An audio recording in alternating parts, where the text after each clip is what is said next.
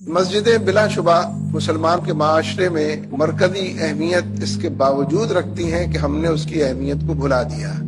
فی الحقیقت مسجد کو مرکز ہونا چاہیے، مسکن ہونا چاہیے، اور تمام امور اور حوالوں سے پوری آبادی کو جوڑنے کا ذریعہ ہونا چاہیے، لیکن یہ کام جتنا اور جیسا ہو رہا ہے اس سے ہم سب واقف ہیں۔ تو اس لیے مسلمان کا اصل تشخص اس کی مسجد ہے، اور ساری مسجدیں دنیا بھر کے اندر ایک ہی رخ کے اوپر ہیں، یعنی حرم کعبہ کی طرف سب کا رخ ہے۔ اس اعتبار سے جو برکتیں ہمارے معاشرے میں ہونی چاہیے اس کے لیے کوشش کی ضرورت ہے۔ آپ بڑی ریلیز نکالتے ہیں، جلسے جلوس کرتے ہیں، ہنگامے بھی کرتے ہیں، سڑکوں کے اوپر آتے ہیں، احتجاجی سیاست میں سڑکوں کو بھر دیتے ہیں، نعرے لگاتے ہیں، شور مچاتے ہیں، اپنے مطالبات کو لوگوں کے سامنے رکھتے ہیں، اور بعض اوقات معاشرے میں ایک ایسا پریشر آپ بلڈ اپ کر لیتے ہیں کہ آپ کی بات مانی جاتی ہے۔ لیکن ذہن نشین رکھیں اس بات کو کہ ان تمام لوگوں کو جن سے آپ سڑکوں کو بھر دیتے ہیں، ان تمام لوگوں کو اگر آپ مسجد کے ساتھ نہیں جوڑیں گے، ان کی تربیت نہیں ہو سکے گی، تزکیہ نہیں ہو سکے گا، تعمیر سیرت نہیں ہو سکے گی، وہ قبلہ رخ نہیں کھڑے ہو سکیں گے۔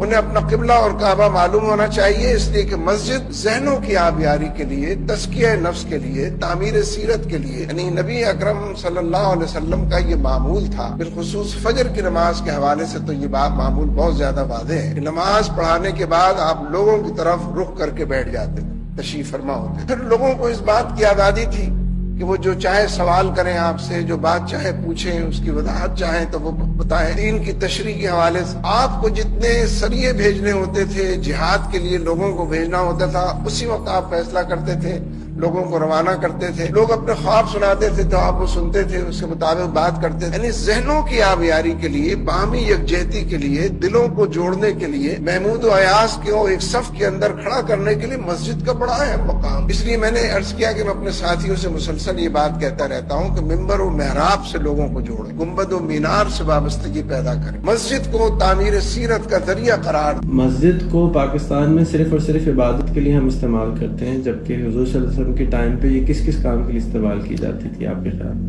آپ کے علم کے ساتھ اللہ تعالیٰ نے قرآن میں فرمایا وَأَنَّ الْمَسَاجِدَ لِلَّهِ فَلَا تَدْعُوا مَعَ اللَّهِ أَحَدًا، بے شک مسجدیں جو ہیں وہ اللہ کے لیے ہیں اور ان میں نہ پکارو اللہ کے سوا کسی اور کو۔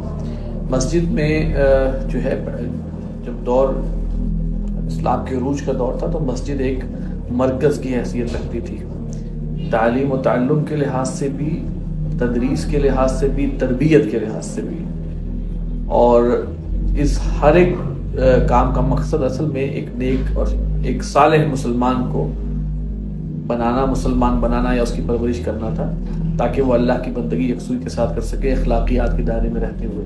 لہٰذا مسجد کے زیر تحت کے انڈر مسجد امبریلا کوئی بھی کام جو ہے تعلیم و تعلم کا، اصلاح کا، تربیت کا، جو اسلام کی حدود کے اندر ہو، وہ بالکل کیا جانا چاہیے، تاکہ لوگوں کی انٹریکشن، لوگوں کی آمد و رفت مسجد کے ساتھ بڑھے اور مسجد سے ایک تعلق پیدا ہو۔ بندہ مومن کی تو وہ مثال ہے کہ اس کا دل مسجد ہی میں اٹکا ہوتا ہے، وہ مسجد کے اندر ہی رہنا پسند کرتا ہے، اور حضور صلی اللہ علیہ وسلم کے دور میں وفود آتے تھے تو مسجد میں ملاقات ہوتی تھی، فیصلے ہوتے تھے تو مسجد میں ہوتے تھے۔ لہٰذا مسجد کے کانسیپٹ کو صرف 5 وقت کی نماز کی حد تک محدود کر دینا میرے خیال سے مسجد کی برکت اور اس کی فضیلت کو کم کرنے کے مترادف ہے۔ ضرورت یہ ہے کہ اس میں بچوں کی تربیت، بڑوں کی تربیت، ہر لحاظ سے کوئی بھی پازیٹیو کام جو ہے، اور اس کا اصل مقصد یہی ہو کہ ایک انسان جو ہے وہ اللہ کا بندہ بنے اور اس کے مطابق اپنی زندگی گزارے، تو بالکل مساجد کا یہ استعمال کیا جانا چاہیے۔ واللہ اعلم بالصواب۔ اچھا، ہم باہر جاتے ہیں ممالک میں، آپ بھی گئے ہیں، آپ نے دیکھا ہوگا کہ مسجد میں کافی شاپ بھی ہوتی ہے، کھانے کا ریسٹورینٹ بھی ہوتا ہے، بک شاپ بھی ہوتی ہے، لوگ آتے ہیں، بیٹھتے ہیں، اپنی میٹنگیں بھی کرتے ہیں۔ جبکہ ہم پاکستان میں جیسے میں جاتا ہوں، سفر کرتا ہوں، تو ڈفرینٹ جگہوں پہ مجھے جگہ کرائے پہ لینی پڑتی ہے۔ کبھی میں ڈھونڈتا ہوں کہ کوئی ایسی جگہ ہو جہاں پہ لوگ آرام سے آ کے بیٹھ سکیں، اور ہم کوئی اوریانی کی باتیں تو نہیں کرتے، علم کی باتیں کرتے ہیں۔ اصل میں دیکھیے، لمٹس شریعت طے کرتی ہیں کہ لمٹس کیا ہیں، اس لمٹ کے اندر رہتے ہوئے وہ مسجد عدالت کا کام بھی کر سکتی ہے، وہ مسجد نکاح کا، میرج ہال کا کام بھی کر سکتی ہے، نکاح اس کے اندر مسجد، اور بڑا حدیث میں تو ہے اعلنوا ھذا النکاح وجعلوہ فی المساجد، اس نکاح کا اعلان عام کیا کرو اور اسے مسجدوں میں منعقد کیا کرو۔ انفارچونیٹلی ہمارے جتنے پڑھے لکھے لوگ یا ماڈرن ہوتے گئے، انہوں نے مسجدوں کو چھوڑا اس کام کے لیے اور ٹینٹ لگا لیے یا شادی گھروں کو رینٹ کرنا شروع کر دیا. حالانکہ مسجد سے جو برکات حاصل ہوتی ہیں وہ یقیناً شادی گھر سے نہیں ہوتی. عیسائی آج بھی احترام کرتے ہیں اور گرجے میں جاتے ہیں شادی کرنے, لیکن بڑی شرم کی بات ہے کہ مسجدوں کا تقدس وہ نہیں رہا. اور اس میں سمجھتا ہوں کہ ہم مسجد کا تقدس کم کرنے میں نہ صرف عوام الناس کا ہاتھ ہے, بلکہ ہمارے جو پروفیشنل قسم کے مولوی ہیں انہوں نے بھی کچھ رول پلے کیا ہے. فرقہ واریت کی بنیاد پر انہوں نے لوگوں کے درمیان دوری پیدا کر دی ہے, جبکہ اصل مقصد یہ ہے کہ لوگوں کے دلوں کو جوڑا جائے اور مسجد کو ایک درسگاہ کی حیثیت دی جائے جس میں نمازیں تو ہوتی ہی ہیں لیکن دین کو سمجھنے, اخلاقیات کو سمجھنے, جو کہ آج کل اخلاقیات یا ایتھکس جو ہیں وہ تو اب پڑھانا ہی لوگ دنیا نے چھوڑ دیے ہیں, نہ کسی کالج میں ملتا ہے نہ کسی اسکول میں ملتا ہے. تو مساجد آج بھی وہ کام کر سکتی ہیں. باقی آپ نے وہاں پہ کوئی گیدرنگ کرنی ہے وہاں پہ ٹھیک ہے, کافی شاپ ہے, کھانے کا کوئی سامان ہے, وہ ہر چیز جو شریعت کے دائرے کے اندر رہتے ہوئے ہو سکتی ہے وہ مسجد میں کی جا سکتی ہے. تو مسجد ہے فار ایگزامپل, اب مسجدوں میں جو ہے وہ ایئر کنڈیشنر لگنا شروع ہو گئے ہیں کراچی میں خاص طور پہ, جدھر جگہ میں لگنا شروع ہو گئے. تو وہاں پہ ایک پرکولیٹر کیوں نہیں لگا ہوتا کہ بھئی وہاں پہ چائے کی پتی رکھی ہو اور آپ نے ٹی بیگ ڈالا اور گرم پانی ڈالا اور بیٹھ گئے, 4 آدمی بیٹھ کے چائے پینے لگے, اپنی گفتگو شروع کر دی, کوئی کتاب پہ ڈسکشن ہوا. محلے کی میٹنگیں نہیں ہوتی وہاں پہ, محلے کے اندر مسائل ہوتے ہیں وہ ڈسکس نہیں ہوتے. پھر محلے میں لوگوں کے مسائل ہوتے ہیں اور قسم کے فائنینشیل مسائل ہوتے ہیں, اکنامک مسائل ہوتے ہیں, شادی بیاہ کے مسائل ہوتے ہیں. سارا کچھ کمیونٹی سینٹر کے طور پہ مسجد میں کیوں نہیں ہوتا؟ اصل میں یہ بہت بڑا ڈیپینڈ کرتا ہے اس مسجد کو چلانے والے کے اوپر. خطیب یا امام مسجد ہمارے اس لیول کے زیادہ تر نہیں ہوتے کہ عام جو ایک ماڈرن پڑھا لکھا طبقہ ہے وہ ان سے رجوع کرے کسی دنیاوی معاملے میں. دین جو ہے وہ ہمیں یہ نہیں کہتا کہ دنیا کی تعلیم الگ ہو اور دین کی تعلیم الگ ہو, یہ اکٹھی ہونی چاہیے. لہٰذا ہونا یہ چاہیے کہ مسجد میں امامت یا خطابت کے فرائض وہ شخص انجام دے جو ہو سکتا ہے ڈاکٹر بھی ہو, جو انجینئر بھی ہو, جو CSP آفیسر بھی ہو. یعنی کہ دین اور دنیا ساتھ ہوگی تو جو آپ ایک آئیڈیل مسجد کا جو ایک کانسیپٹ لے کر بیٹھے ہوئے ہیں یا جو مسجد آئیڈیلی ہونی چاہیے وہ ہوگی. ہم نے اصل میں یہ کیا کہ پروفیشنل دین کا پروفیشن جو ہے وہ ہم نے ایک خاص طبقے کے حوالے کر دیا ہے, جبکہ ہمارے گھروں میں, ہمارے خاندانوں میں جو برائٹ بچے ہوتے ہیں, یا بلکہ ہر شخص کو اس قابل ہونا چاہیے کہ وہ دین کا علم بھی اس کے پاس ہو اور دنیاوی علم بھی اس کے پاس ہو. جب یہ دوئی جو ہے وہ جب یک رنگی میں آئے گی تبھی ایسی صورتحال پیدا ہو سکتی ہے اور لوگ پھر مسجدوں میں آئیں, مشورے کریں, بیٹھیں, لوگوں کا دل لگے. ابھی تو مسجد میں جاتے ہیں تو کہیں پہ فرقہ واریت سنائی دیتی آتی ہے, کہیں پہ جناب شدت پسندی سنائی دیتی ہے جو کہ ایک اپنے تئیں ایک بہت خوفناک ایک مرض کی شکل اختیار کر چکی ہے. لہٰذا ہر لیول کے اوپر جو ہے اس پر کام کرنے کی ضرورت ہے. یقیناً مسجدوں کو آباد ہونا چاہیے, نہ صرف نماز کے لیے بلکہ وہ اس محلے کے مسلمانوں کا ایک مرکز کی حیثیت اس کی ہونی چاہیے. تو ہم یہ ابتدا کون کرے گا کہ مسجد میں کافی شاپ یا چائے شاپ بنا کے بیٹھے؟ دیکھیں, کافی شاپ چائے شاپ سے بہت پہلے کی بات یہ ہے کہ ہم پہلے اس دوئی کو ختم کریں جو دنیاوی اور دینی تعلیم کے لحاظ سے. ہم طے کریں کہ ہماری جو مثال کے طور پہ ایک محلے کی مسجد ہے, اس محلے کے جو لوگ ہیں, عموماً ایسا ہی ہوتا ہے کہ وہ مسجدیں جو ہیں وہ محلے کی چندوں سے چلتی ہیں, تو اس محلے کے کچھ لوگ مل کے کسی پڑھے لکھے آدمی سے کہیں کہ بھائی تم دین کا علم حاصل کرو اور آگے خطبہ دو. خطبہ میں تو خالی دین کا علم تو نہیں ہونا چاہیے نا, لیکن ایک پڑھا لکھا آدمی جو جس کو دنیاوی تعلیم بھی جانتا ہو دینی تعلیم بھی جانتا ہو. اصل میں امتزاج چاہیے. ایک طرف کی تعلیم ہوگی تو اس میں پھر بہت سی چیزیں ایسی آ جائیں گی جو کہ تشفی کا باعث نہیں ہوگی دوسری طرف والوں کے لیے. لہذا ان دونوں کو ملا کے میرے بیٹے کو چاہیے کہ وہ امامت بھی کرا سکے, میرے بیٹے کو چاہیے وہ خطابت بھی کر سکے, آپ کے بیٹے کو چاہیے وہ امامت کرا سکے, آپ کے بیٹے کو چاہیے کہ اگر ظاہری بات ہر انسان نے جانا ہے, کوئی شخص فوت ہو رہا ہے تو اس کے بیٹے کو چاہیے اس کا نماز زیادہ پڑھائے. یہ چیزیں ہم نے ایک خاص طبقے کے سپرد کر دی ہیں. میرا خیال ہے اس میں بہت اصلاح کی ضرورت ہے. وہ طبقہ اپنی جگہ بہت اہم ہے اور کام کر بھی رہا ہے, لیکن انفارچونیٹلی جو پروفیشنلزم جب اس میں آ گیا تو وہاں سے گڑبڑ شروع ہو جاتی ہے. مسجد نبوی کو جب ہم اسٹڈی کرتے ہیں, اس کا مطالعہ کرتے ہیں, تو ہمارے سامنے یہ بات آتی ہے کہ مسجد مسلمانوں کے لیے ایک مرکز کی حیثیت رکھتی تھی. مسجد محض عبادت کی جگہ نہ تھی. ٹھیک ہے, اس میں 5 وقتہ نماز بھی ہوتی تھی, سب سے اہم کام جو مسجد میں ہوتا تھا وہ عبادت کا ہی تھا. لیکن مسجد ایک کمیونٹی سینٹر کے طور پہ کام کر رہی تھی. ایون کہ رسول اللہ صلی اللہ علیہ وسلم جو فیصلے فرماتے تھے جھگڑوں کے، وہ بھی مسجد میں بیٹھ کے کیا کرتے تھے. جنگوں کے بارے میں جو مشاورت ہوتی تھی وہ بھی مسجد میں ہوا کرتی تھی. لوگوں کی جو کاؤنسلنگ ہوتی تھی وہ بھی مسجد میں ہوتی تھی. مہمان جب آتے تھے مسجد میں ان کے ٹھہرنے کا انتظام کیا جاتا. اگر کسی مشرک کو قیدی بنا کے نظر بند کیا گیا تو اس کے لیے بھی ہمیں مسجد ہی نظر آتی ہے. مسجد کے ستون کے ساتھ اس کو باندھ دیا. مسجد اس وقت سپریم کورٹ بھی تھی، پارلیمنٹ بھی تھی، کمیونٹی سینٹر بھی تھی، ایک عبادت کی جگہ بھی تھی، ایک ویلفیئر سینٹر بھی تھا، ایک تربیتی ورکشاپ بھی تھی. مسجد ملٹی پرپز کام کر رہی تھی. ہمارا یہ ایک المیہ ہے کہ اب مسجدیں محض نماز تک محدود رہ گئی. مسجد کا وہ کردار جو ہمیں رسول اللہ صلی اللہ علیہ وسلم کی زندگی میں نظر آتا ہے وہ اٹھتا چلا جا رہا. اکثر و بیشتر مساجد میں ہم دیکھتے ہیں کہ 5 وقتہ نماز کے وقت مسجدیں کھلتی ہیں اور اس کے بعد مسجد کو تالا لگ جاتا. یعنی بعض مساجد اتنی بڑی ہیں کہ کروڑوں کی انویسٹمنٹ، اربوں کے ایسٹس ہیں، بہترین مساجد ہیں، لوگوں کا اس پہ اربوں روپیہ، کروڑوں روپیہ لگا، لیکن وہ مسجد صرف اور صرف نماز کے لیے استعمال ہوئی.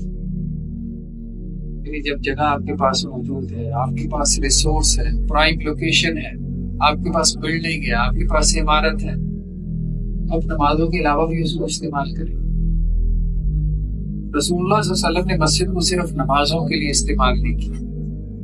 یہ وہ نقطہ ہے جس کو سمجھنے کی ضرورت ہے. یہی وجہ ہے کہ آج کہ مسلمان کا مسجد سے رابطہ کٹ گیا. ایک عام مسلمان یہ سمجھتا ہے کہ مسجد میں کس لیے جاؤں. ظاہری بات ہے کہ بدینی اتنی زیادہ ہے، فتنے اتنے زیادہ ہیں، اسے یہ لگتا ہے کہ دنیا کا میرا کوئی مسئلہ مسجد سے تو حل ہونا نہیں، وہ تو بازار میں جا کے حل ہوگا، یہ چودھری صاحب کے ڈیرے پہ حل ہوگا. تو میں نے مسجد میں جا کے سجدے کیوں کر؟ رسول اللہ صلی اللہ علیہ وسلم کے زمانے میں لوگوں کے تمام مسائل، صرف دین کے نہیں دنیا کے مسائل بھی مسجد سے حل ہو رہے تھے. لوگوں کے جھگڑوں کے فیصلے کسی چودھری کے ڈیرے پہ نہیں ہوتے تھے. آپ صلی اللہ علیہ وسلم کے پاس آتے تھے، مسجد میں آپ کے سامنے اپنے جھگڑے رکھتے تھے، اللہ کے رسول صلی اللہ علیہ وسلم فیصلہ فرماتے تھے. تو مسجد کا یہ کردار ہونا چاہیے. ہم ادھر نادن ایریاز میں KPK وغیرہ میں قبائلی علاقوں میں ہم دیکھتے ہیں پنچایت ہوتی ہے، لگتی ہے، لوگ اپنے جھگڑے ان کے پاس لے کے جاتے ہیں، فیصلے کرواتے ہیں. تو مسجد کا یہ رول ہونا چاہیے،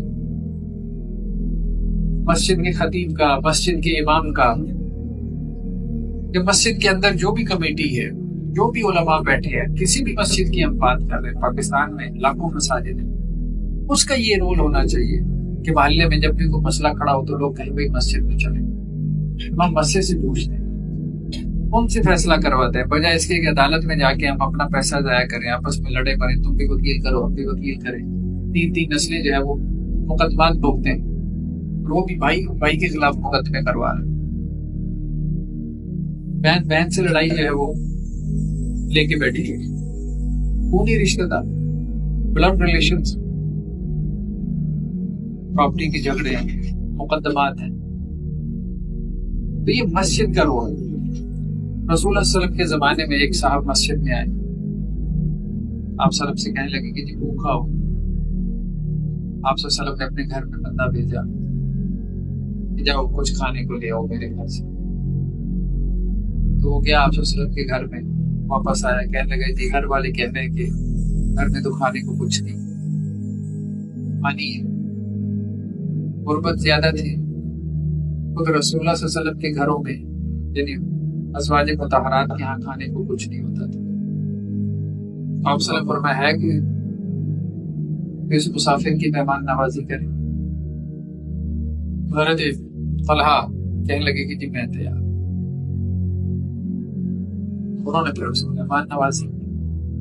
اور مسجد جو ہے وہ مسافر خانے کا کام کر رہی تھی, مسجد مہمان نوازی کا کام کر رہی تھی. اب لوگوں کو لگتا تھا کہ ہمارے دنیاوی مسائل مسجد سے حل ہو رہا ہے, تو لوگ مسجد کے ساتھ کنیکٹڈ تھے, لوگ مسجد کے ساتھ جڑے ہوئے تھے. تو مسجد کا یہ جو رول ہے اس کو اجاگر کرنے کی ضرورت ہے. حضرت عبداللہ بن عمر رضی اللہ عنہ کہتے ہیں کہ ہم جوانی میں مسجد میں جا کے سو جایا کرتے تھے, اور عام ایسا ہوتا تھا. تو یہ ضروری ہے کہ ہم اپنے بچوں کو مسجد کے ساتھ جوڑیں, ہم اپنی خواتین کو مسجد کے ساتھ جوڑیں, ہم اپنے بڑوں کو مسجد کے ساتھ جوڑیں. مسجد کو ہمیں کمیونٹی سینٹر کسے کہتے ہیں کہ آپ آتے ہیں, بیٹھتے ہیں, گپ شپ لگاتے ہیں, اکٹھے مل کے کھاتے پیتے ہیں, آپ ایک دوسرے کے مسائل کو سوچتے, آپ ایک دوسرے کے مسائل کو حل کرتے ہیں. یہ کمیونٹی سینٹر کا کانسیپٹ. ہمارے یہاں اب یہ اتنا نہیں ہے, لیکن یہ ہے کہ یورپ میں, ترکی میں ہم یہ دیکھ رہے ہیں, یہ کانسیپٹ بہت عام ہو رہا ہے کہ مسجد کو کمیونٹی سینٹر بناؤ, کمیونٹی سینٹر بناؤ. لوگوں کے مسائل مسجد سے حل ہوں گے تو لوگ مسجد میں آئیں گے. کیا ہوتا ہے مسجد کے ساتھ خواتین کا ایک حال بنا دیتے ہیں.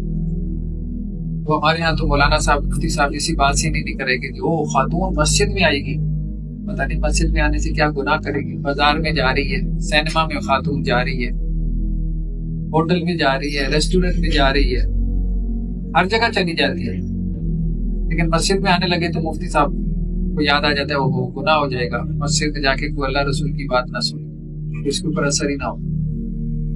آپ صلی کے زمانے میں صحابیات مسجد میں آتی تھی, علیحدہ سے ان کے لیے ایک سیپریٹ جگہ تھی. بچے مسجد میں آتے تھے. بچوں کو اپنے مسجد کے ساتھ جوڑ لو.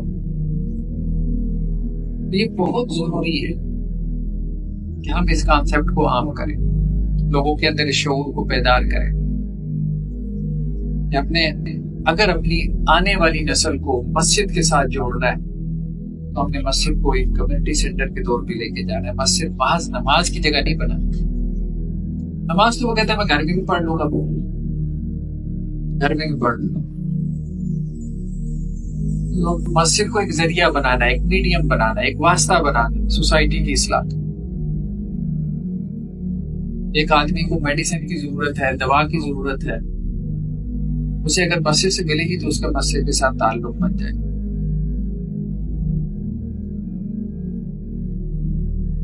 تو مساجد میں اس قسم کی ایکٹیویٹیز اس کا انعقاد کرنا یہ بہت ضروری ہو گیا.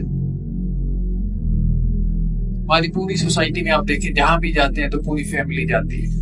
پارک میں جا رہے ہیں تو فیملی جا رہی ہے, ریسٹورینٹ میں کھانا کھانے جا رہے ہیں فیملی جا رہی ہے, پکنک میں جا رہے ہیں فیملی جا رہی ہے, مسجد میں جا رہے ہیں تو اکیلا ابا جی جا رہے ہیں, اپنے گھر پہ بیٹھے.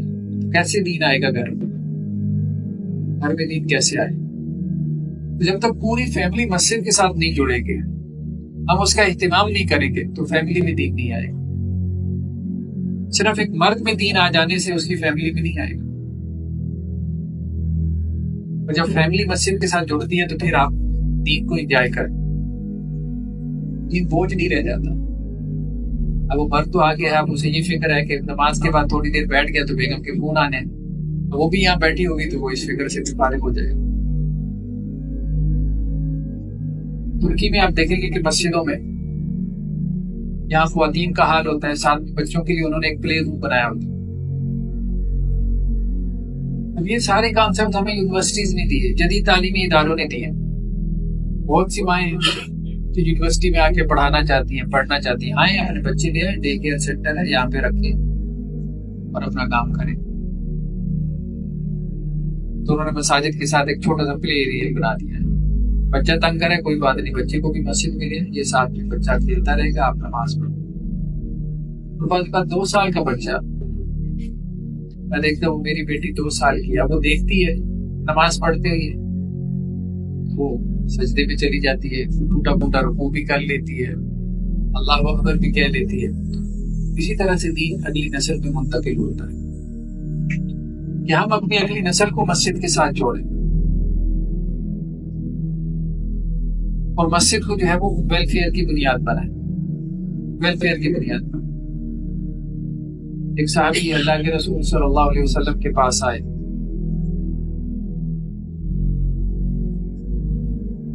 بلکہ حضرت ابو ہریرہ رضی اللہ عنہ کے بارے میں یہ واقعہ بھی ہے.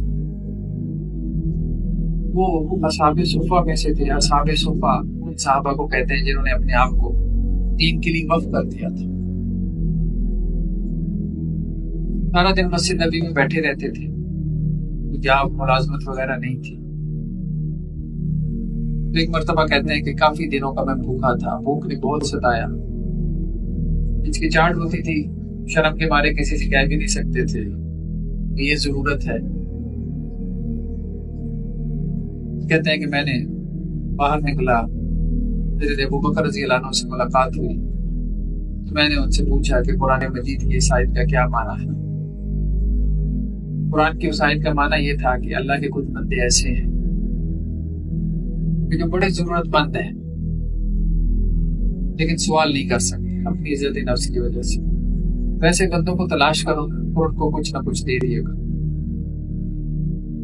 حضرت ابو ہریرہ کہتا ہے کہ میں نے ان سے اس آیت کا معنی پوچھا تو حضرت ابو بکر نے اس آیت کا معنی بتا دیا. کہتے مجھے لگا تھا کہ شاید وہ سمجھ جائیں بات. پھر کہتے ہیں میری حضرت عمر سے ملاقات ہوئی, میں نے کہا جی اس آیت کا کیا مطلب ہے, تو حضرت عمر نے بھی بتلا دیا بھائی اس کا مطلب یہ ہے کہ ایسے لوگوں پہ خرچ کرو جو مانگتے نہیں ہیں, سوال نہیں کرتے لیکن ضرورت مند. تو میرا تو مسئلہ نہ حل. پھر اللہ کے رسول صلی اللہ علیہ وسلم سے ملاقات ہوئی, میں نے پوچھا جی اس آیت کا کیا معنی ہے. آپ صلی اللہ علیہ وسلم میرے ساتھ آ یہ آپ ایک صحابی کے گھر میں, اور کہا کہ ہماری مہمان نوازی کرو. بڑا خوش ہوا, بکری کا بچہ پکڑا, اس کو ذبح کیا, کھانا تیار کیا, جو کچھ گھر پہ تھا وہ لا کے دسترخوان پہ رکھ دیا, کھانا وغیرہ کھایا. حضرت ابو ہریرہ کہتے ہیں کہ جب پیٹ بھر کے کھانا کھا چکے تو پھر رسول اللہ صلی اللہ علیہ وسلم نے فرمایا کہ ابو ہریرہ اس آیت کا یہ معنی. رسول اللہ صلی اللہ علیہ وسلم قرآن مجید کی عملی تفسیر تھے. جب انسان کا ذہن قرآن پہ عمل کا ہوتا ہے تو پھر وہ اور طرح سے چلتا ہے, چیزوں کو اور طرح سے دیکھتا ہے. تو ہمارے یہاں بات و نصیحت, صحیح بات ہے, بہت بڑھ گئی ہے, بہت بڑھ گئی ہے بات و نصیحت. بہت خطبے, لمبے چوڑے خطبے, لمبے چوڑے واز, لمبی چوڑی نصیحتیں, لمبی چوڑی تفسیریں. کیا فرق ڈال رہا ہے سوسائٹی پہ, کیا معاشرے پہ فرق ڈال رہا ہے؟ نہ ہونے کے برابر. 5 گھنٹے کے بعد سے بہتر ہے کہ بجائے 5 منٹ کا عمل کر لیں. 6 گھنٹے کی تقریر سے بہتر ہے کہ بندہ 6 منٹ جو ہے وہ کسی کے کام آ جائے.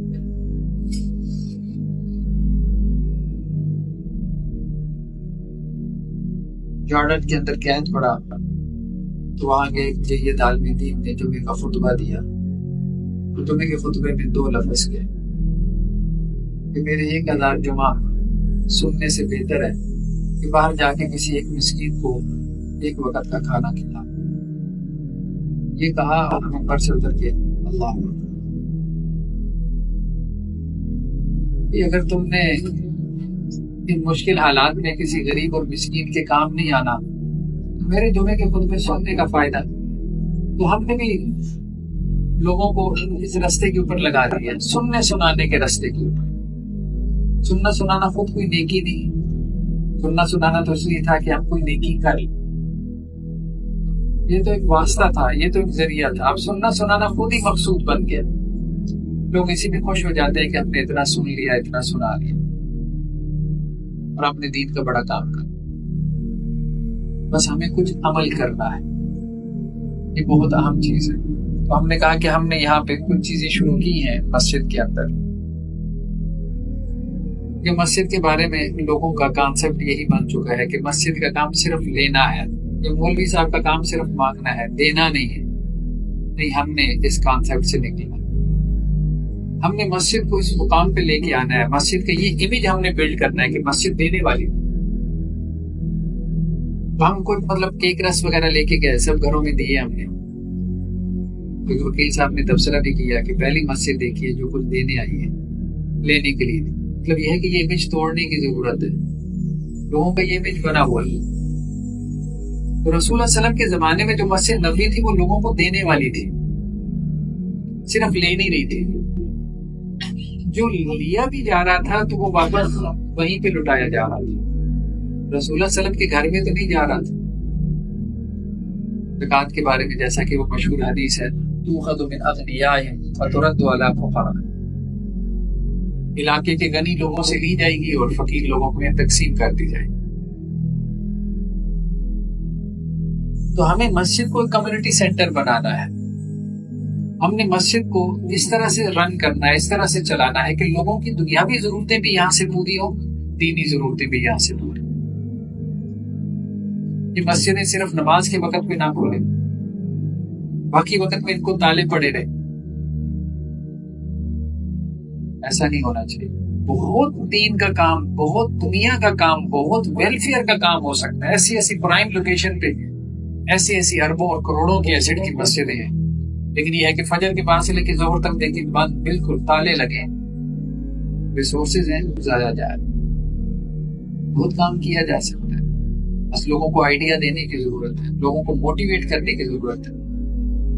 تالے نہ لگاؤ, 2-4 بندے بٹھا دو آپ یہاں, قرآن کلاس شروع کر دیں, کچھ شروع کر دیں. تو ہم نے یہاں پہ بچوں کی تربیت کے حوالے سے بھی کوشش کی. مسجد لاکپس کے نام سے 24 آورس کے لیے بچے کو آپ مسجد میں رکھیں, اور بس مسجد میں بچے کو ماحول دیں, اس کو ایکٹیویٹیز کروائیں. رسول اللہ علیہ وسلم کے زمانے میں دیکھیں مسجد کے اندر ایک حدیث ہے, اللہ کے رسول صلی اللہ علیہ وسلم نے المومنین حضرت عائشہ رضی اللہ عنہا سے کہا, عید کا دن تھا اور مسجد میں وہ جو حبشی تھے وہ نیزوں سے کھیل رہے تھے. آپ صلی اللہ علیہ وسلم, میں دکھاؤں آپ کو حبشیوں کا کھیل؟ تو انہوں نے کہا جی دکھا. سپورٹس کا اہتمام کیا گیا مسجد میں, سپورٹس کا. آج آپ نام لے لیں تو کہے گا مسجد میں سپورٹس, کیا بات کرتے ہو یار, کیا بنانا چاہتے ہو مسجد کو؟ کھیل کا میدان. مسجد کمیونٹی سینٹر تھی رسول اللہ صلی اللہ علیہ وسلم کے زمانے. مسجد مہمان خانہ تھی, وفد آتے تھے, مسجد کے اندر ٹھہرتے تھے. مسجد جیل خانہ بھی تھی. کسی قیدی کو باندھا جاتا تھا تو مسجد کے ستون کے ساتھ باندھ دیا جاتا. مسجد پارلیمنٹ بھی تھی, مشاورت کی جگہ تھی. مسجد میں جنگوں کے فیصلے ہو رہے تھے. مسجد سپریم کورٹ بھی تھی, لوگوں کے جھگڑوں اور فیصلوں کا حل مسجد سے ہوگا.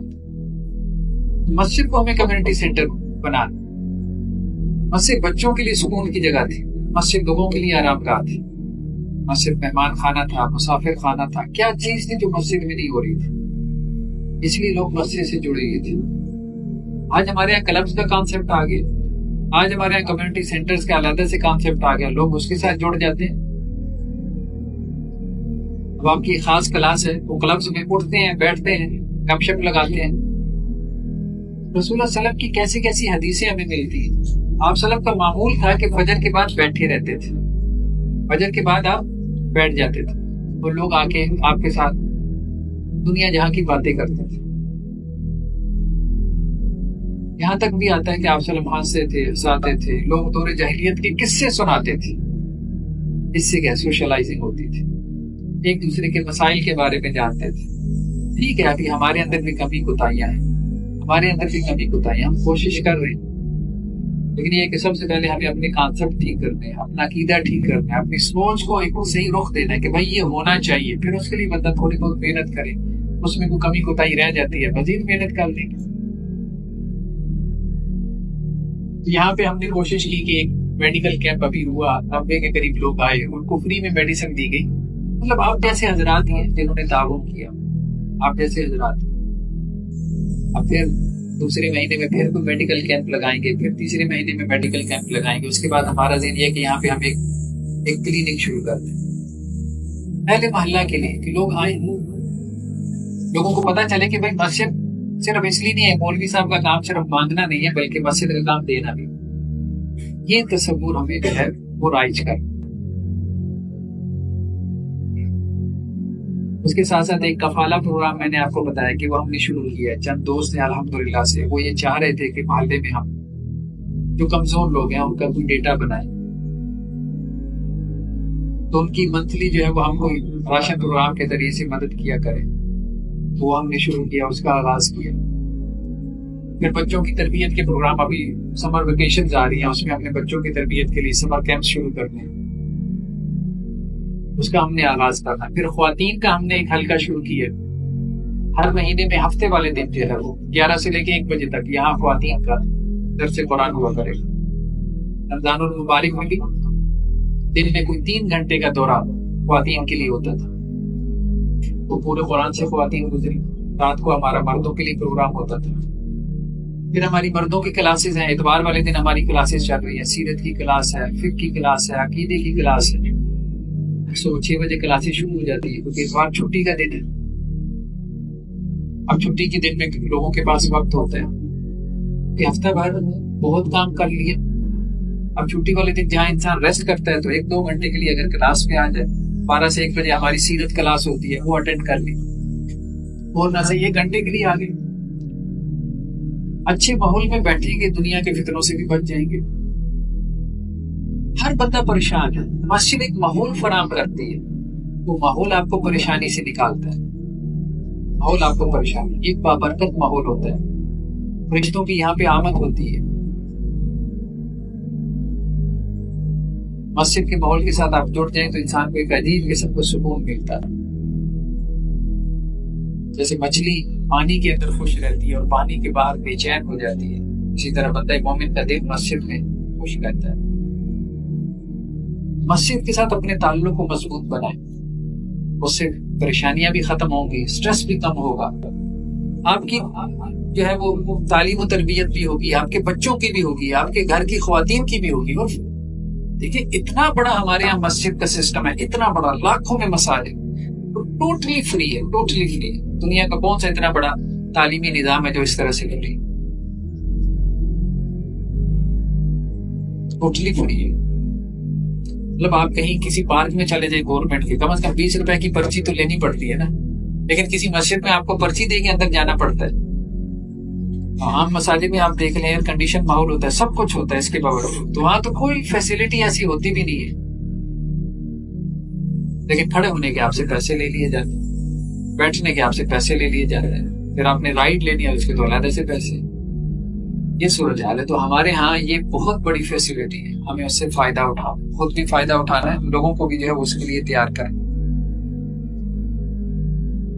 اللہ کے رسول صلی اللہ علیہ وسلم کے زمانے میں بھی مسجد میں کاؤنسلنگ کیا جاتی ہے, تو ہم بھی یہاں پہ کوشش کر رہے ہیں کہ نکاح کا لوگ جو ہے وہ مسجد میں نکاح کریں. یہاں فیملی کاؤنسلنگ, ہمارے ایک دوست ہیں وہ جو وکیل صاحب ہیں, وہ بھی یہاں بیٹھا کریں گے انشاءاللہ سے, فیملی میٹرز کے اندر رہنمائی کریں گے. تو یہ بہت سارے پروجیکٹس پہ ہم کام کر رہے ہیں, تو وکیل صاحب یہاں بیٹھ جائیں. اسی طرح سے جو ہے وہ بلڈ ڈونیشن کا وہ کام, تو ہمارے ایک دوست ہیں وہ اس حوالے سے کام کر رہے ہیں. لوگوں کو بعض اوقات بلڈ کی ضرورت پڑتی ہے, لوگ کتنے تنگ ہوتے ہیں, خون ملتا نہیں ہے. آسان ہے, بہت مشکل. تو اس میں لوگوں کو موٹیویٹ کرنا اور اس سے زیادہ اویئرنیس پھیلانا. لوگ یہ سمجھتے ہیں کہ شاید خون دینے سے پتہ نہیں میری آدھی جان نکل جائے گی, نارمل چیز ہے. کوئی ڈاکٹر آ کے بتائیں لوگوں کو کہ یہ کوئی اس سے اتنی گھبرانے کی ضرورت نہیں ہے. اویئرنیس پیدا کرے لوگوں میں, لوگ خون دیں, مریضوں کی جان بچے. بہت سے پیشنٹس ایسے ہوتے ہیں جو تھیلیسیمیا کے مریض ہیں, مسلسل ان کو خون کی ضرورت پڑتی ہے, کہاں سے لے کے لوگوں کو محنت طرح کر رہے ہوتے ہیں. خدا مجھے پتا ہے کئی دفعہ میں وہ اچانک وہ ڈاکٹر صاحب کہتے ہیں کہ نہیں خون کی ضرورت ہے, بوتل چاہیے, بوتل چاہیے. بندے کا دماغ جو ہے وہ مطلب گھوم جاتا ہے, کہاں سے لے کے خون, بھائی کبھی سوچا بھی نہیں تھا اچھا اس طرح سے خون کی ضرورت پڑ سکتی ہے. آپ کو پیشنٹ ایمرجنسی میں ہے, تو بہت سی ضرورتیں ہماری, اور اس میں انسان جب مشکل میں پھنس جاتا ہے, آزمائش میں آ جاتا ہے, اس کو سمجھ میں نہیں آتی کیا کیا جائے. گھر میں پوتینگی انہیں سمجھ ہی نہیں آتی، غسل کیسے دینا ہے مردے کو، دفن کیسے کرنا ہے، کہاں لے کے جائیں گے، کہاں دفن کریں گے، قبرستان میں جگہ لینا سمجھ ہی نہیں آتی، قبرستان میں کہاں جگہ ہے، 50 قسم کے پروسیجر، کیا کریں گے، کہاں دبائیں، کہاں دفنائیں، کون جنازہ پڑھ، کون غسل دے، نکاح کا موقع آتا ہے سمجھ ہی نہیں آتی نکاح کیسے کرنا ہے، کیا شرائط ہے، نکاح فارم کی سمجھ نہیں آتی اس میں کیا لکھا ہوا ہے، لوگوں کے بہت سے مسائل ہیں، سوشل ایشوز ہے، تو ہم بھی یہ چاہتے ہیں کہ وہ مسائل یہاں مسجد سے حل ہو۔ اور آپ میں سے جو حضرات، جیسے ہمارے کوئی صاحب وکیل تھے تو انہوں نے کہا جی میں یہاں پہ بیٹھا کروں گا، کوئی ڈاکٹر صاحب تھے ہمارے حلقے میں تو انہوں نے کہا جی میں کچھ ٹائم دیا کروں گا، تو جیسے اللہ نے کوئی اسکل دی ہے تو جو کچھ کر سکتے ہیں لوگوں کے کام آئے، ہم اس بنیاد پہ کام آئے کہ اللہ تعالیٰ ہماری اسکل میں برکت ڈالے۔ اسکل کی بھی زکات نکالنی چاہیے، اپنے پروفیشن کی بھی زکات نکالنی چاہیے، اللہ نے جو آپ کو اسکل دے دی۔ تو مسجد میں جو لوگ آ رہے ہیں دین کے ساتھ جوڑ رہے ہیں، آپ وسلم کی ایک حدیث بھی ہے نا، بہترین صدقہ وہ ہے جو متقی لوگوں پہ لگے، اللہ سے ڈرنے والوں کے اوپر لگے، تو اسکل کا بھی صدقہ ہوتا ہے، وقت کا بھی صدقہ ہوتا ہے، تو کوشش کریں جو جتنا کسی کے کام آ سکے۔ دین اسلام میں مسجد ایک انقلابی ادارہ ہے، اور مسلم معاشرے میں اس کا مقام وہی ہے جو انسانی جسم میں قلب کا ہے۔ جب تک قلب متحرک ہے جسم میں جان ہوتی ہے، اور جب قلب کمزور پڑ جاتا ہے تو جسم بھی شل ہو جاتا ہے۔ مسجد نہ تو اتوار کے اتوار سرگرم ہونے والا چرچ ہے، نہ محض یوم سبت کو گریہ وزاری کرنے والا معبد، اور گنتی کے چند مخصوص اوقات اور دنوں میں پوجا پاٹ کیا جانے والا مندر، بلکہ دن رات کے کسی بھی لمحے نہ صرف فرض نمازوں، سنتوں، نوافل، اعتکاف اور قیام و سجود کی جگہ ہے، بلکہ عبادت، تربیت، دعوت اور خاص طور پر خدمت خلق کا ایک ایسا مرکز ہے جس کی مثال کسی دوسرے مذہب میں نہیں مل سکتی۔ مسجد کی اہمیت کا اندازہ اس بات سے بھی لگایا جا سکتا ہے کہ نبی کریم صلی اللہ علیہ وآلہ وسلم جب ہجرت کر کے مدینہ تشریف لائے تو سب سے پہلے اپنے دست مبارک سے مسجد قباء تعمیر کی اور یہاں پہلا جمعہ ادا کیا۔ اس کے بعد اپنے گھر تک کی تعمیر سے پہلے مسجد نبوی صلی اللہ علیہ وآلہ وسلم کی بنیاد رکھی اور اسے تمام انفرادی اور اجتماعی معاملات کا مرکز قرار دیا۔ امام بخاری رحمہ اللہ نے اپنی کتاب الجامع الصحیح میں مسجد کے احکام و آداب اور اس کے استعمال کے دائرے کی تفصیل 50 سے زائد ابواب باندھ کر بیان کی ہے، جس سے مسجد کی اہمیت، اس کے استعمال کا وسیع دائرہ اور معاشرے میں اس کے مقام و مرتبے کے علاوہ انسانیت کی خدمت کا پتہ چلتا ہے۔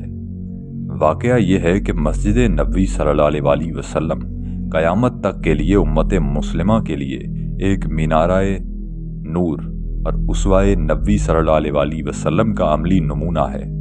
اس کسوٹی پر ہم اپنے معاشرے میں مساجد میں ہونے والے امور کا جائزہ لیں اور دیکھیں کہ ہم نے اسے معاشرے میں عبادت، تربیت اور خدمت کا مرکز اور محور بنانے کے بجائے اسے مصنوعی تقدس دے کر نہ صرف مسلم معاشرے کو بلکہ پوری انسانی سوسائٹی کو اس کے حقیقی فوائد و ثمرات سے محروم کر دیا ہے۔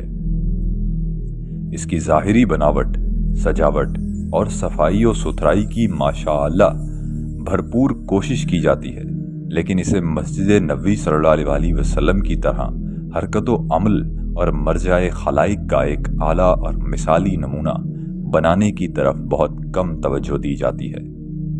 اسلام کے دور عروج میں مساجد کا یہی حرکی کردار مسجد نبوی صلی اللہ علیہ وآلہ وسلم کی طرح پوری دنیا میں پایا جاتا تھا۔ یہاں صرف مسجد نبوی صلی اللہ علیہ وآلہ وسلم کی 10 اہم سرگرمیوں کو قدر تفصیل سے پیش کیا جا رہا ہے، تاکہ اس کسوٹی اور معیار کی روشنی میں ہم اپنی مساجد کی تعمیر، ان میں تعلیم و تربیت اور خاص طور پر امت اور انسانیت کی ضروریات اور خدمت خلق کے اہم کاموں کا سنجیدگی سے جائزہ لیں اور مسجد کے انقلابی کردار کو بحال کرنے کی سعی اور جہد کریں۔ نمبر 1، تعلیم و تربیت۔ مسجد نبوی صلی اللہ علیہ وسلم کے اندر صفہ نام کا ایک مقام تھا جو تعلیم کے لیے مخصوص تھا۔ صفہ چبوترے یا پلیٹ فارم کو کہتے ہیں۔ مسجد کے ایک حصے میں ڈائس کے طور پر ایک چبوترا بنا دیا گیا تھا جو دن کے وقت تعلیم گاہ کا کام دیتا اور رات کے وقت بے گھر لوگوں کے لیے سونے کی جگہ۔ گویا یہ پہلی اقامتی یونیورسٹی تھی جو رسول اللہ صلی اللہ علیہ وسلم نے قائم فرمائی۔ پہلے ہی دن سے شہر کے باشندے بھی وہاں آنے لگے۔ بے خانمہ لوگ حصول تعلیم کے لیے وہیں رہتے تھے۔ مختلف لوگوں کی ضرورتوں کے پیش نظر مختلف قسم کی تعلیم دی جاتی تھی۔ جو لوگ بالکل ہی ان پڑھ تھے ان کو لکھنا پڑھنا سکھایا جاتا۔ اہل مدینہ اپنی انتہائی فیاضی کے باعث یہ کرتے تھے کہ جب کھجوروں کی فصل تیار ہوتی تو ہر شخص کھجوروں کا ایک ایک خوشہ تحفے کے طور پر لاتا اور اسے مسجد نبوی صلی اللہ علیہ وسلم کے اندر صفہ میں لٹکا دیتا۔ ان میں سے کھجوریں گرتی تو صفہ میں رہنے والے غریب مسلمان انہیں کھاتے۔ ان خوشوں کی حفاظت کے لیے بھی ایک شخص مقرر کیا گیا تھا۔ حضرت معاذ بن جبل رضی اللہ تعالیٰ عنہ جب اپنی انتہائی فیاضی کے سبب مقروض ہو گئے تو قرض کی ادائیگی کے سلسلے میں انہیں اپنا مکان تک فروخت کر دینا پڑا۔ انہیں بھی رہنے کے لیے صفہ میں جگہ دی گئی اور ان پر یہ ذمہ داری بھی ڈالی گئی کہ وہ ان خوشوں کی نگرانی کریں۔ اصحاب صفہ کے لیے کبھی رسول اللہ صلی اللہ علیہ وسلم کے گھر سے اور کبھی مختلف صحابہ رضی اللہ تعالیٰ عنہم اجمعین کی طرف سے کھانے کا انتظام ہوتا۔ روایتوں میں آتا ہے کہ حضرت سعد بن عبادہ نے ایک دن اہل صفہ کے 80 آدمیوں کو کھانے کی دعوت دی۔ ایک دن رسول اکرم صلی اللہ علیہ وسلم اپنے حجرہ مبارک سے نکل کر مسجد کے اندر آئے اور دیکھا کہ 2 گروہ ہیں۔ ایک گروہ تسبیح پڑھنے اور ذکر و اذکار میں مشغول تھا اور دوسرا گروہ علم حاصل کر رہا تھا۔ حضور صلی اللہ علیہ وسلم نے فرمایا کہ اگرچہ دونوں اچھا کام کر رہے ہیں لیکن وہ گروہ بہتر ہے جو تعلیم کا کام کر رہا ہے۔ پھر آپ صلی اللہ علیہ وسلم بھی اس دوسرے گروہ میں شامل ہو گئے۔ اصحاب صفہ کو تعلیم و تربیت کے علاوہ فوجی کام بھی کرنے پڑتے تھے۔ مثلاً بعض اوقات کسی قبیلے کے خلاف تدبیر اختیار کرنے کی ضرورت پڑتی، یعنی دشمن کو سزا دینے یا تعاقب کرنے کا مسئلہ درپیش ہوتا۔ اسی تربیت گاہ سے بڑی بڑی شخصیتیں تیار ہوئیں۔ مشہور فقیہ عبداللہ بن مسعود رضی اللہ تعالیٰ عنہ، مشہور قاری سالم مولا ابی حذیفہ رضی اللہ تعالیٰ عنہ، مشہور محدث عبداللہ بن عمر رضی اللہ تعالیٰ عنہ، مشہور زاہد ابو ذر غفاری رضی اللہ تعالیٰ عنہ، صہیب رومی رضی اللہ تعالیٰ عنہ، سلمان فارسی، ابو دردہ، حضرت ابن مکتوم، مؤذن رسول صلی اللہ علیہ وسلم حضرت بلال، غسیل الملائکہ حضرت حنزلہ، فاتح عراق سعد بن ابی وقاص، فاتح آرمینیا حضرت حذیفہ بن یمان رضی اللہ تعالیٰ عنہم اجمعین وغیرہ۔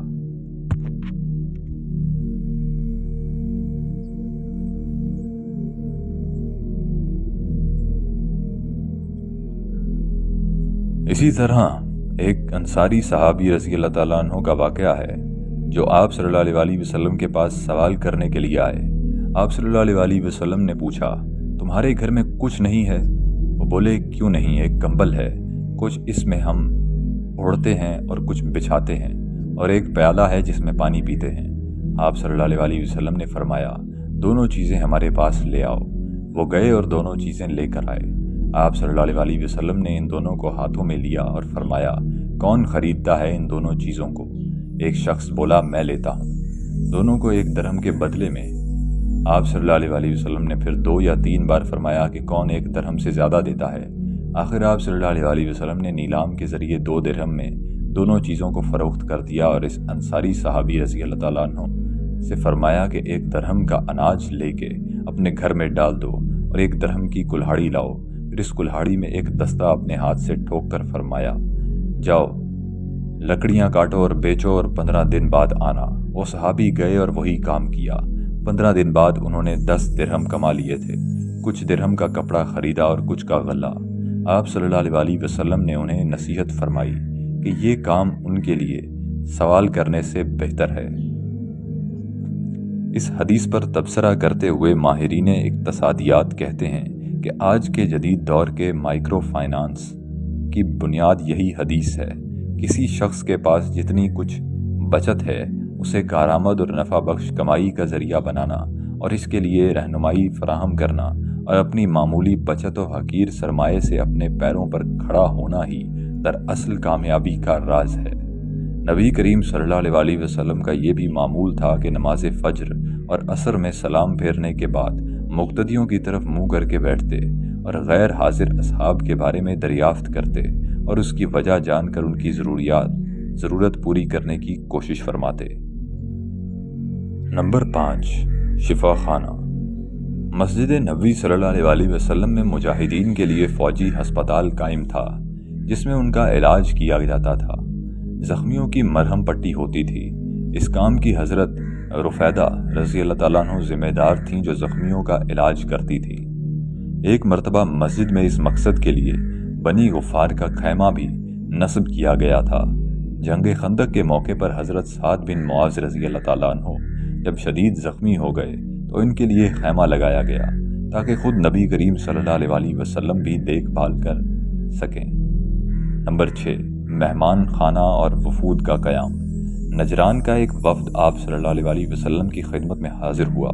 آپ صلی اللہ علیہ وسلم نے نہ صرف مسجد میں ان کی مہمان نوازی کی بلکہ عیسائی وفد کو، جس کے افراد کی تعداد 60 تھی، انہیں اجازت دی کہ وہ اپنے طریقے سے عبادت بھی کریں۔ اسی طرح قبیلہ ثقیف کا وفد بھی آیا تو آپ صلی اللہ علیہ وسلم نے نہ صرف ان کو مسجد میں بحیثیت مہمان ٹھہرایا بلکہ ان کے لیے مسجد نبوی صلی اللہ علیہ وسلم میں ایک خیمہ نصب فرمایا اور ان کی تکریم کے لیے کئی صحابہ آگے بڑھے۔ مغیرہ بن شعبہ نے ان کی خدمت کے لیے بارگاہ نبوی صلی اللہ علیہ وسلم میں درخواست دی تو فرمایا کہ ان کی خدمت و تکریم سے تم کو نہیں روک رہا ہوں، لیکن انہیں ایسی جگہ ٹھہراؤ جہاں سے وہ قرآن سن سکے۔ اس وفد میں ان کے سردار ابن عبد یالیل بھی تھے جنہوں نے سفر طائف کے موقع پر آپ صلی اللہ علیہ وسلم سے بدسلوکی اور شہر کے لڑکوں اور غلاموں کو آپ صلی اللہ علیہ وسلم کے پیچھے لگا دیا کہ وہ آپ صلی اللہ علیہ وسلم کی تضحیک و تحقیر کریں۔ انہوں نے آپ صلی اللہ علیہ وسلم پر کیچڑ پھینکا اور پتھروں کی بوچھاڑ سے زخمی کر دیا۔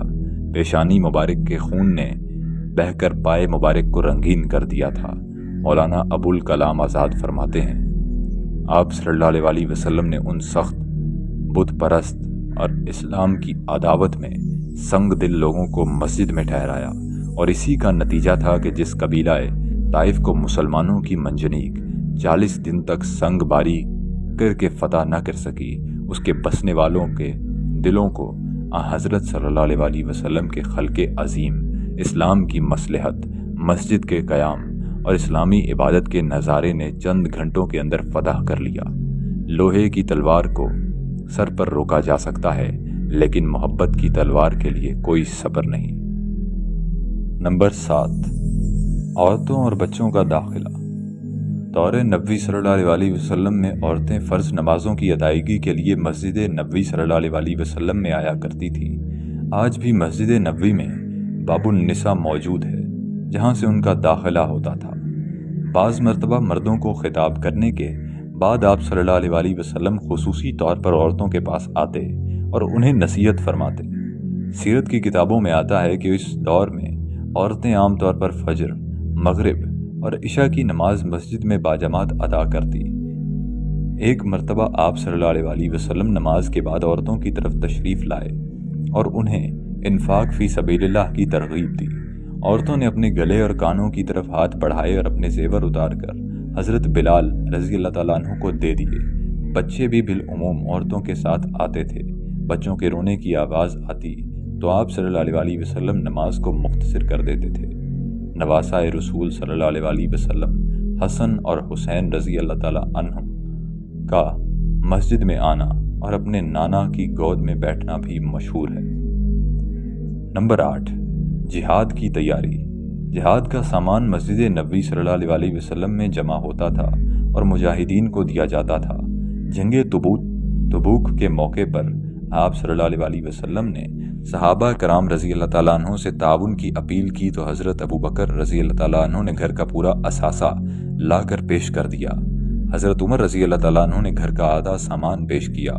बाज़ गरीब सहाबी मेहनत मजदूरी करके और एक सहाबी ने रात भर खेत में काम करके मुट्ठी भर खजूरें पेश की तो आप सल्लल्लाहु अलैहि वसल्लम ने सामान के ढेर के ऊपर उसको बिखेर दिया। बाज़ औक़ात माले गनीमत, इन्फाल और हिदिया का माल भी मस्जिद नबवी सल्लल्लाहु अलैहि वसल्लम में आता और हकदारों में तकसीम किया जाता। अगर माल एक दिन में तकसीम नहीं होता तो आप सल्लल्लाहु अलैहि वसल्लम इस रात घर तशरीफ नहीं लाते बल्कि मस्जिद में ही क़याम फरमाते थे। नंबर 9, मस्जिद में अदालत। मस्जिद को कुज़ा और अदालत के लिए मरकज़ बनाने का सिलसिला हुज़ूर अकरम सल्लल्लाहु अलैहि वसल्लम से शुरू हुआ। आप सल्लल्लाहु अलैहि वसल्लम मस्जिद में फ़ैसला फरमाते और मुतअद्दिद मुद्दई और मुद्दा अलैह इनके गवाह और दूसरे लोग मस्जिद में हाजिर होते, जहां इनके बयानात लिए जाते थे और फैसला सुनाया जाता था। एक लिहाज से ये खुली अदालत थी। इसमें हर शख्स अदालती कार्रवाई सुनने और देखने आ सकता था। आप सल्लल्लाहु अलैहि वसल्लम ने अदालती फैसले मस्जिद में किए, जैसे फ़ातिमा मखज़ूमी की चोरी साबित होने पर हाथ काटने का फैसला और गामिदिया के रज्म का फैसला।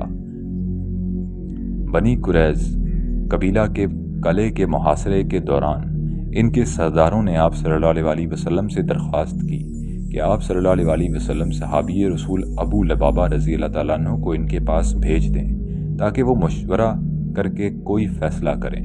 अबू लबाबा रज़ी अल्लाह ताला अन्हु जब इस कबीले के पास पहुँचे तो औरतें और बच्चे धाड़े मार मार कर रोने लगे और इस कैफियत को देखकर उन पर रिक्कत तारी हो गई। उन्होंने मशवरा दिया कि वो हथियार डाल दें, लेकिन साथ ही हल्क की तरफ इशारा भी कर दिया। इसका मतलब ये था कि इन्हें कत्ल कर दिया जाएगा, लेकिन इन्हें फ़ौरन एहसास हुआ कि इनका इस तरह इशारा करना अल्लाह और इसके रसूल सल्लल्लाहु अलैहि वसल्लम के साथ खयानत है, और अपने आप को मस्जिद नबवी के एक सुतून से बांध लिया और कसम खाई कि अब इन्हें रसूलुल्लाह सल्लल्लाहु अलैहि वसल्लम ही अपने दस्ते मुबारक से खोलेंगे। अबू लुबाबा रज़ी अल्लाह ताला अन्हु 6 रात मुसलसल सुतून से बंधे रहे। इसके बाद उनकी तौबा कबूल हुई और आप सल्लल्लाहु अलैहि वसल्लम ने उन्हें खोल दिया।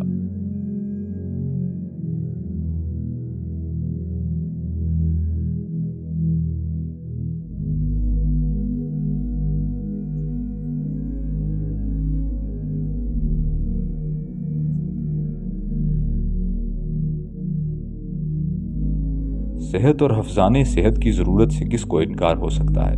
इब्तदाई तिब्बी इमदाद की तरबियत, आफात में बहाली के कोर्स, क्लिनिकल लेबॉर्ट्रियाँ और बिल्डिंग का क़याम, मुमकिन हो तो एक्सरे और स्कैनिंग की सहूलियात, जहाँ मर्द और औरतों के लिए अलहदा औकात और अलग असनाफ के माहिरीन की फराहमी हो, तो ये अमल दौरे नबवी सल्लल्लाहु अलैहि वसल्लम के शिफाखाने और ज़ख्मियों की तीमारदारी के मुतरादिफ हो सकते हैं। मस्जिद के अतराफ किराए के लिए दुकानों की तामीर और इसके ज़रिए आमदनी के ज़राए फराहम करने का रुझान आम तौर पर पाया जाता है। इसके बजाय लड़कों और लड़कियों के लिए हॉस्टल्स या कम अज़ कम कमरे तैयार किए जाएं तो तलबा और तालिबात को मस्जिद के अहाते में पाकीज़ा माहौल मिल सकता है और तालीम के अलावा तरबियत के मौक़े भी मिल सकते हैं। ये मिसाल मेरे इल्म में है कि एक गरीब मोहल्ले में साहिब खैर ने मस्जिद बनाई है जो दिन रात खुली रहती है और सैकड़ों तालिब इल्म अपने घर में जगह की किल्लत की वजह से मस्जिद में लिखते पढ़ते हैं। ये जानकर बड़ी खुशी हुई कि इस मस्जिद की वजह से सैकड़ों नौजवान ग्रेजुएट और पोस्ट ग्रेजुएट बनकर निकले हैं और आज एक बेहतर मुलाजिमत और अच्छे मुआश के हुसूल के ज़रिए माशरे में एक बाइज़्ज़त ज़िंदगी गुजार रहे हैं। जैसा कि ये वाक़या काफ़ी मशहूर है कि नबी करीम सल्लल्लाहु अलैहि वसल्लम ने एक अंसारी सहाबी को अपना प्याला और चादर फ़रोख्त करके कुल्हाड़ी ख़रीदने, उसको दस्ता लगाकर लकड़ियाँ काटने की रहनुमाई की। यही दरअसल आज के माइक्रो फाइनेंस का तसव्वुर है जिसकी तरफ मुसलमानों ने बहुत कम तवज्जो दी है। इस किस्म की कोशिश ऐन सुन्नत नबवी की पैरवी है और ये काम हमारी मस्जिद में बड़ी खूबी के साथ किया जा सकता है। हमारे यहाँ मसाजिद में हज और उम्रा के फ़ज़ाइल اور مسائل پر تو بیانات و اجتماعات ہوتے ہیں جو مسلم معاشرے کے صاحب نصاب اور اہل ثروت سے متعلق ہیں، لیکن غربت کے مارے اور مصیبت زدہ لوگوں کی امداد کے لیے زکوٰۃ و صدقات پر گفتگو کم ہی ہوتی ہے۔ کیا محسن انسانیت صلی اللہ علیہ وآلہ وسلم کی وارننگ ان قریب فقر و افلاس لوگوں کو کفر کی طرف لے جائے گا ہمارے سامنے نہیں ہے؟ حقیقت یہ ہے کہ بلا سودی سوسائٹیوں اور بیت الزکوٰۃ کا قیام وقت کی ضرورت ہے، اور زیادہ اچھا ہو کہ یہ مسجد کے احاطے ہی میں ہو۔ فقراء و مساکین اپنی ضروریات کے لیے سودی قرضہ جات کے چکر میں مبتلا ہوتے ہیں، بالآخر اپنے مکانات اور زیورات ہی نہیں بلکہ غربت کی انتہا میں خواتین کے لیے زندگی بہت زیادہ پرخطر ہو جاتی ہے۔ معروف محقق ڈاکٹر حمید اللہ مرحوم نے خطبات بہاولپور میں زکوٰۃ کے تالیف قلب کی مد میں غیر مسلموں کی امداد اور حضرت عمر فاروق کے بیت المال سے بلا سودی قرضوں کے اجراء کا ذکر کیا ہے۔ تقصیری معاشرے میں تعلقات کی خوشگواری اور خیر سگالی و ہمدردی کے جذبات کو اجاگر کرنے اور اسلام کے نظام رحمت کو عملی طور پر پیش کرنے کے لیے مساجد سے بلا تفریق مذہب و ملت بلا سودی قرضوں اور زکوٰۃ و صدقات کی رقوم کا ایک حصہ کیا غیر مسلم عوام کے لیے بھی استعمال ہو سکتا ہے؟ بالغ نظر علماء دین اور دانشوران ملت کو حقیقت پسندانہ انداز میں اس کا جائزہ لینے کی ضرورت ہے۔ امت مسلم اور خاص طور پر ہمارے ملک میں اسلام کی نشاط ثانیہ کے لیے مسجد نبوی صلی اللہ علیہ وآلہ وسلم کے نمونے پر مساجد کے استعمال کے بارے میں انقلابی اور حرکی تبدیلی کی ضرورت ہے۔